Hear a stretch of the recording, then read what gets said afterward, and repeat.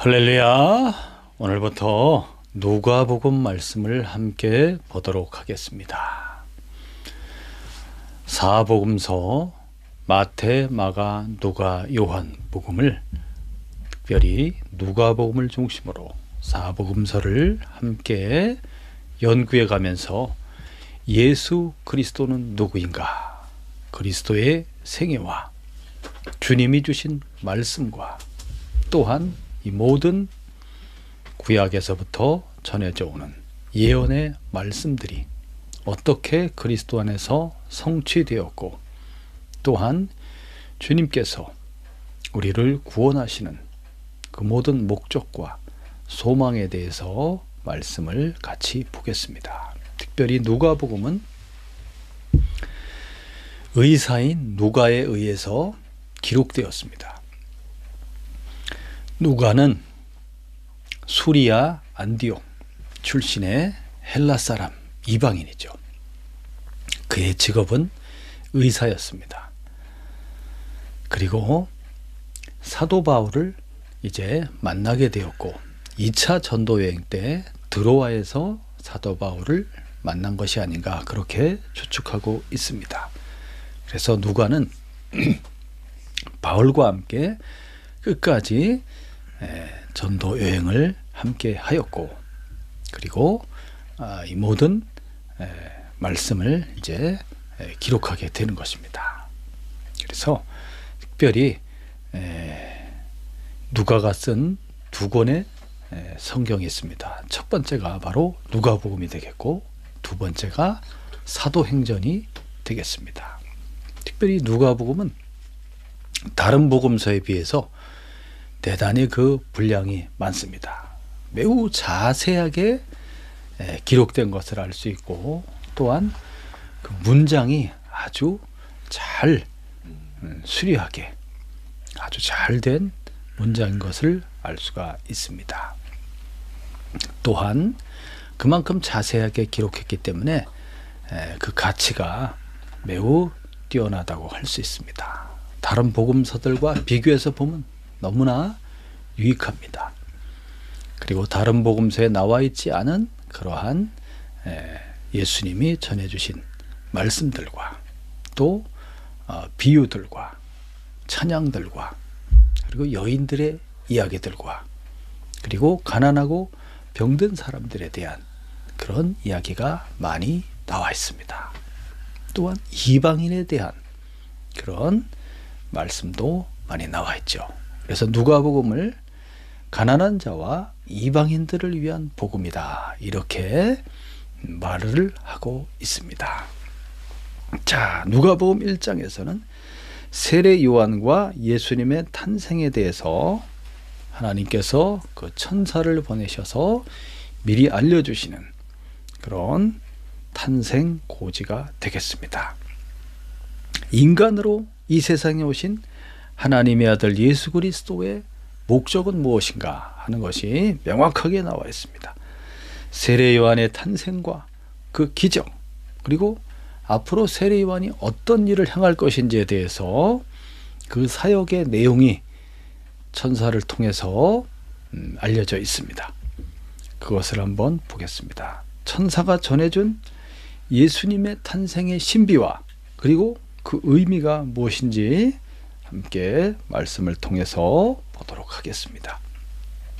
누가복음 1장 말씀을 처음 시작하면서 누가는 왜 이 편지를 쓰게 되었는지 그 저술의 목적을 기록하고 있죠. 1절에 보니까 우리 중에 이루어진 사실에 대하여 처음부터 목격자와 말씀에 일꾼된 자들이 전하여준 그대로 내력을 저술하려고 붓을 든 사람이 많은지라. 누가뿐만 아니라 다른 사람들도 이 예수님의 그 모든 생애에 대해서 그것을 자세히 기록하려고 했다는 거죠. 누가도 그 중에 한 사람이었고, 처음부터 목격자들은 누구냐면 예수님과 같이 이제 함께했던 그런 제자들이겠죠. 사도들, 그리고 그리스도의 증인들이 되겠습니다. 그리스도와 함께했던, 예수님과 함께했던 주님의 그 모든 말씀들을 듣고 행하는 기적들을 보고 함께했던 그런 사람들이죠. 말씀의 일꾼 된 자, 사도들이라고 볼 수 있겠습니다. 그래서 3절 읽어보겠습니다. 다 같이 시작. 그 모든 일을 근원부터 자세히 미루어 살핀 나도 데오빌로 각하에게 차례로 써보내는 것이 좋은 줄 알았노니 이는 각하가 알고 있는 바를 더 확실하게 하려 함이로다. 예. 데오빌로 각하에게 편지를 쓰고 있습니다. 각하라고 하는 거 보니까 그 지위가 높은 사람인 것을 알 수 있죠. 로마의 고위 관리, 행정 장관 정도 될 것 같습니다. 데오빌로라는 사람이 예수님에 대해서 어느 정도 알고 있는데 그가 알고 있는 것에 더하여서 자세하게 예수님의 생애를 전해줌으로써 그가 알고 있는 그런 지식과 그의 믿음이 확실하게 되게 하기 위해서 이 편지를 쓰고 있다. 그리고 이 모든 예수님에 관한 이 모든 일에 대해서 근원부터 자세히 미루어 살폈다. 이렇게 누가가 얘기하고 있죠. 그래서 누가복음은 다른 복음서에 비해서 예수님의 생애에 대해서 그 순서대로 연대계적으로 잘 기록하고 있습니다. 총독들에 대한 이름이 나오고 황제에 대한 얘기도 많이 나옵니다. 그리고 헤롯 대왕을 비롯한 헤롯 왕가에 대한 이야기도 나오죠. 그래서 정확한 연대를 추정할 수 있게 아주 자세하게 기록하고 있다는 겁니다. 자, 그 다음 말씀 5절부터 보면 누가는 이 말씀의 시작을 사가랴라는 아비야 반열의 제사장의 사건부터 시작하고 있습니다. 천사가 가브리엘 천사가 방문해서 이제 세례 요한이 출생할 것에 대해서 예언하는 장면부터 시작하고 있죠. 그리고 이어서 이 천사가 마리아를 방문하고 하나님의 아들 예수 그리스도의 탄생할 것에 대해서 이야기를 전해주는 이 말씀으로 시작하고 있습니다. 자, 5절 말씀 읽어보겠습니다. 시작. 유대왕 헤롯 때 아비야 반열에 제사장 한 사람이 있었으니 이름은 사가랴요 그 아내는 아론의 자손이니 이름은 엘리사벳이라. 네. 제사장 한 사람 사가랴. 이 사람에게 이제 천사가 찾아오게 되는 것입니다. 이 사람은 누구냐? 아비야 반열, 그러니까 이스라엘의 아론의 자손들 중에서 제사장이 나오게 되죠. 아론의 큰아들 가문으로 해서 대제사장이 이렇게 나오게 되고요. 그리고 일반 제사장은 다른 형제들에게서 일반 제사장이 나오죠. 그래서 예수님 시대에는 그 제사장이 무려 2만 명에 달하게 됩니다. 그래서 역대상 말씀에 보면 이 제사장들을 24개 반열로 나누게 됩니다. 반열이라는 것은 1조, 2조, 3조와 같이 조를 말합니다. 조. 한 묶음씩 조를 만들었죠. 24개의 반열로 만들었는데 그 중에 8번째 반열이 바로 아비야라는 사람이죠. 그 아비야의 그 후손으로 바로 이 사가랴가 제사장인 것입니다. 2만 명이나 되니까 숫자가 너무 많은 거죠. 그래서 매일매일 이제 성전에서 아침에 한 번, 그리고 오후에 한 번, 저녁에 한 번, 이렇게 해서 2번의 번제가 있습니다. 희생 제물을 잡아서 불태워서 바치게 되죠. 그래서 매일매일 하는 그런 제사와, 그리고 한 달에 한 번씩 하는 또 제사가 있죠. 그 다음에 7절기 중에 또 드리는 그런 제사가 있습니다. 그래서 이런 모든 것들을 이제 제비를 뽑아서, 제사장이 너무 많으니까 제비를 뽑아서 이 직무를 행하게 되는 것입니다. 그래서 반열씩 24개 중에 한 반열이 뽑히게 되면 거기서 이제 그 한 반열의 제사장이 거의 뭐 한 1000명 정도 돼요. 1000명. 네, 그렇게 숫자가 많습니다.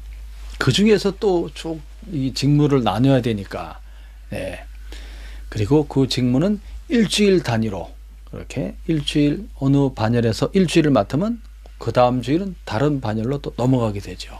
그렇기 때문에 성전에서 행하는 직무가 그 한 제사장에게 돌아오는 것은 참 불가능한 하늘의 별 따기 정도 되는 아주 그런 힘든 일이 되겠습니다. 어려운 일이 되겠어요. 근데 그것이 바로 이 사가랴에게 당첨이 된 겁니다. 자, 아비야 반열의 제사장 사가랴가 있었는데 그 안에는 아론의 자손, 그러니까 아론의 장자 집안의 그런 자손이 되겠죠. 자, 그렇게 두 부부가 너무나 하나님 앞에 의인이었다고 기록하고 있습니다. 6절을 보니까 이 두 사람이 하나님 앞에 의인이니 주의 모든 계명과 규례대로 흠이 없이 행하더라. 근데 다 좋은데 한 가지 참 안타까운 점이 있었습니다. 7절을 읽어보겠습니다. 시작. 엘리사벳이 잉태를 못하므로 그들에게 자식이 없고 두 사람의 나이가 많더라.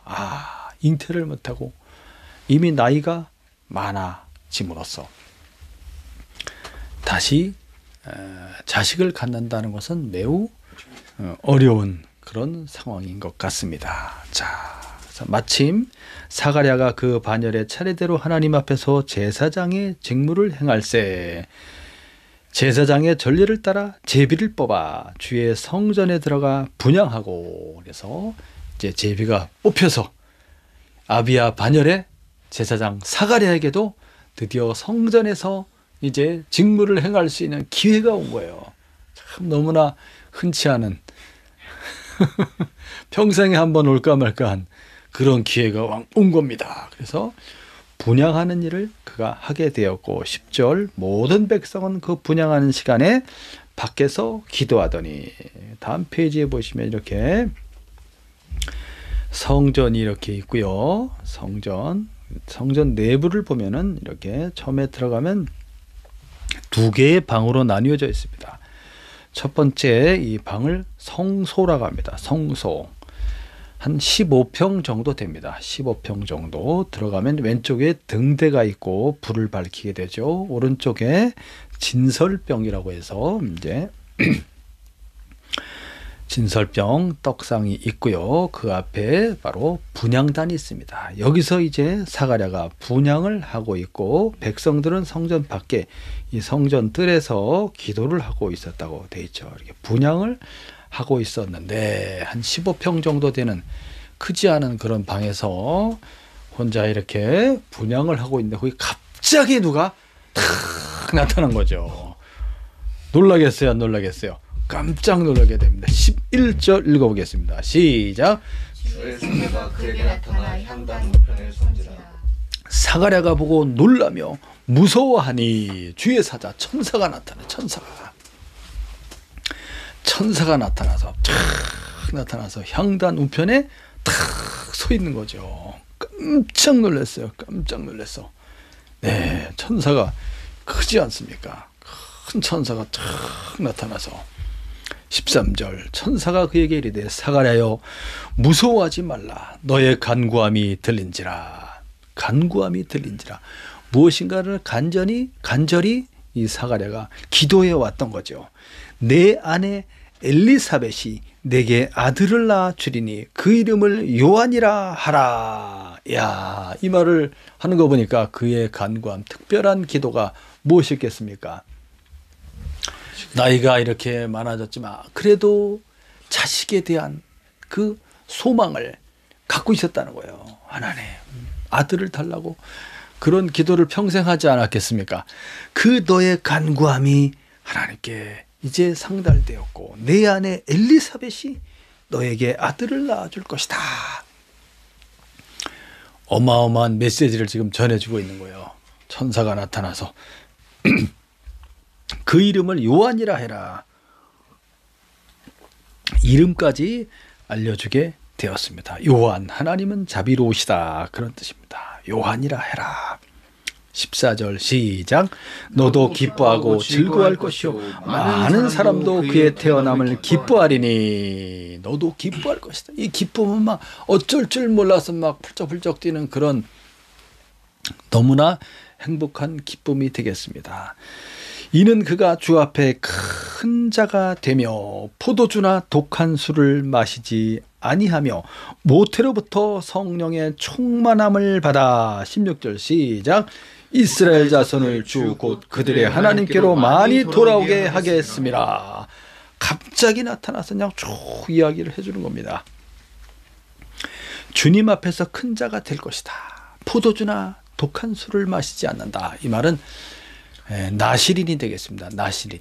평생에 그를 이제 자기를 하나님께 바쳐서 구별된 자로서 이제 세상과 단절하고 하나님을 위해서 하나님의 일을 하는 그런 헌신된 자를 가리킵니다. 그래서 독주나 포도주를 가까이 하지 않는다는 거죠. 자, 그래서 그런데 특별한 것은 이 아이가 매우 특별한 아이라는 거예요. 모태로부터 어머니 뱃속에서부터 성령의 충만함을 받는다. 이런 사람이 있습니까? 봤습니까? 이런 사람? 태어나지도 않고 어머니 뱃속에부터 성령 충만을 받은 사람은 아마 세례요한 외에는 없을 거예요. 예수님 말고 세례요한 외에는. 어머니 뱃속에서부터 성령의 충만을 받으니 이거는 보통 아이가 아닌 거예요. 지금 나이 많아서 이제 아유 자식에 대한 이제 이거 참 힘들겠구나 그런 상황인데 이렇게 좋은 기회가 와서 이렇게 성전에서 봉사를 하고 있는데 뜻밖의 소식을 듣는데 그것도 너무너무나 특별한 아이에 대한 그런 아이가 될 것이라고 이야기를 해주고 있으니까 들으면서도 지금 놀라고 있는 거죠. 이 사가랴가. 자, 이스라엘 자손이 이제 그들의 하나님께로 많이 돌아오게 할 것이다. 이 아들을 통해서. 야, 이것은 이제 세례 요한의 사역의 회개 운동이라는 아주 강력한 운동이 이제 예수님이 이제 오시기 전에 예수님이 그러니까 이제 사역을 시작하기 전에 이 일을 세례 요한이 먼저 하게 되는 것이죠. 그걸 지금 이야기하고 있습니다. 세례 요한의 이제 사역을 보면 회개하라 천국이 가까웠느니라 하면서 많은 사람들이 요단강에 나와서 세례를 받으면서 그 죄 사함을 얻는 세례를 받지 않습니까? 그리고 하나님께로 돌아오게 됩니다. 하나님과 이렇게 평화하게 되죠. 그러면서 뒤에 오실 그리스도 하나님의 아들의 사역을 준비하게 하는 거예요. 주님이 오시는 이제 주님이 등장하실 텐데 백성들의 마음을 하나님께로 돌아가도록 하는 사역을 이 세례 요한이 하는 거예요. 그래서 그들을 주님께로 이제 가도록 하는 역할을 세례 요한이 하는 것입니다. 이 지금 이 선사가 들려주는 이 이야기가 성경의 구약의 예언된 말씀입니다. 사가랴는 이 이야기를 들을 때 구약 성경의 말씀을 떠올리게 되는 거예요. 그 말씀이 지금 내 아들에게 주시는 그 말씀인가? 이렇게 놀라고 있는 것이죠. 17절 읽어보겠습니다. 시작.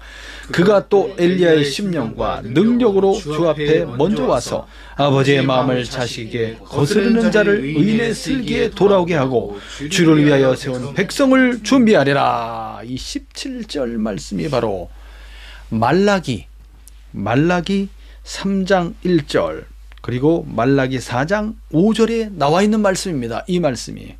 그러니까 세례 요한이 태어나기 전에 400년 전에 있었던 말씀인 것이죠. 그 구약의 말씀이 예언된 말씀이 지금 이 성전에서 분향하고 있는 사가랴에게 탁 들려지고 있는 것입니다. 400년 전에 예언된 약속의 말씀이 지금 사가랴가 그 말씀을 듣고 있으며 이제 내 아들 요한이 이 일을 할 것이다 라는 것을 지금 듣고 있는 것입니다. 얼마나 놀라운 말씀입니까? 엘리야의 심령과 능력으로 그 말씀이 이 말라기에 나와 있습니다. 그래서 엘리야가 올 것이다 이렇게 이스라엘 사람들은 알고 있죠. 엘리야가 올 것이다. 예수님이 나중에 증언해 줍니다. 올 것이라고 말했던 그 엘리야가 바로 이 세례 요한이다. 선지자 중에 가장 큰 자다. 이야, 얼마나 놀랍습니까? 사가랴는 얼마나 큰 은혜를 받은 사람입니까? 이야, 그래서 엘리야의 심령과 능력으로 성령의 충만을 받았고, 그의 사역이 엘리야, 구약 선지자 중에 가장 위대한 선지자 중에 한 사람인 엘리야와 같은 그런 사역을, 능력 있는 사역을 감당할 것이다. 누가? 사가랴의 아들 요한이. 야, 그래서 나중에 이제 세례 요한의 모습을 보면 엘리야를 연상시켜 줍니다. 엘리야는 털이 많은 사람이었어요. 가죽띠를 띠고 있었는데 바로 세례 요한이 이제 광야에서 지내면서 그가 낙타의 털옷을 입고 있었고 가죽띠를 띠고 있었다. 그리고 광야에서 그가 살아갑니다. 어릴 때부터 광야에서, 유대 광야에서. 자, 그것이 엘리야를 연상시켜 주는 것이죠. 그래서 하나님 아버지께로 백성들을 돌아오게 한다. 그래서 주를 위하여 세운 백성을 준비하리라. 이렇게, 이 말씀은 이사야 40장 3절 말씀에도 기록되어 있는 것입니다. 자, 이런 놀라운 사역을 하게 될 것이다. 이 뒤에 이제 주님이 오시는 겁니다. 자, 18절 읽어봅시다. 시작. 사가랴가 천사에게 이르되 내가 이것을 어떻게 알리오? 내가 늙고 아내도 나이가 많으니이다. 네, 어떻게 이걸 알겠습니까? 사가랴는 뒤에 하는 말을 보니까 천사의 말을 의심하고 있습니다. 내가 나이가 많고 내 아내도 지금 나이가 많은데 어떻게 이게 참 불가능한 일인데 이걸 어떻게 하시려고 하시나 하면서 걱정할 거 없어요. 의심한 거죠, 의심. 그래서 어떻게 알리오? 이것은 뭔가 표적을 보여달라는 겁니다. 19절. 지금 사가랴를 찾아온 천사는 보통 천사가 아니에요. 천사가 대답하여 이르되 나는 하나님 앞에 서 있는 가브리엘이라. 이 좋은 소식을 전하여 내게 말하라고 보내심을 받았노라. 자, 하나님 앞에 서 있는 이 가브리엘 천사. 성경에 천사의 이름이 기록된 게 딱 2명입니다. 한 사람은 가브리엘, 또 한 사람은 미가엘 천사. 천사장이 천사장. 보통 천사를 보낸 것이 아니라 천사장을 보낸 거예요. 천사장. 그래서 이 가브리엘이 자기를 소개하죠. 나는 천사장이다. 좋은 소식을 전하여 주는. 그래서 이 좋은 소식은 기쁜 소식을 말합니다. 기쁜 소식을 전하여 주는 그런 천사장이다. 그러면서 오늘부터 너는 말을 못하게 될 것이다 하면서 표적을 보여달라고 그랬잖아요. 그래서 표적을 즉시 보여줍니다. 보라, 이 일이 되는 날까지 네가 말을 못하는 자가 되어 능히 말을 못하리니 이는 내가 내 말을 믿지 아니함이거니와 때가 이르면 내 말이 이루어지리라 하더라. 그래서 말을 못하게 돼 천사는 갔습니다. 21절 시작. 백성들이 사가랴를 기다리며 그가 성전 안에서 지체함을 이상히 여기더라. 빨리 안 나오고 지체하고 있으니까 도대체 무슨 일인가. 22절에 그가 나와서 그들에게 말을 못하니 백성들이 그가 성전 안에서 환상을 본 줄 알았더라. 그가 몸짓으로 뜻을 표시하며 그냥 말 못하는 대로 있더니 그 직무의 날이 다 되매 집으로 돌아가니라. 나와서 이렇게 몸으로 표현하는 거지. 말을 못하니까 도대체 성전 안에서 무슨 환상을 본 것인가. 자, 몸짓, 손짓, 발짓을 했지만 무슨 얘기인지 알아들을 수가 없죠. 직무의 날이 끝나고 집으로 돌아가게 되었는데 이제 그 아내가 임신을 하게 되는 것입니다. 24절 시작. 이후에 그의 아내 엘리사벳이 잉태하고 5달 동안 숨어 있으며 주께서 나를 돌아보시는 날에 사람들 앞에서 내 부끄러움을 없게 하시려고 이렇게 행하심이라 하더라. 이후에 이제 그 안에 엘리사벳이 잉태를 하게 되었죠. 천사가 전해준 말대로. 그리고 5달 동안 숨어서 지내게 됩니다. 왜 그랬냐면 이제 이 아이를 이 나이 많아서 이 아이를 가졌잖아요. 그러니까 조심하는 거예요. 조심하면서.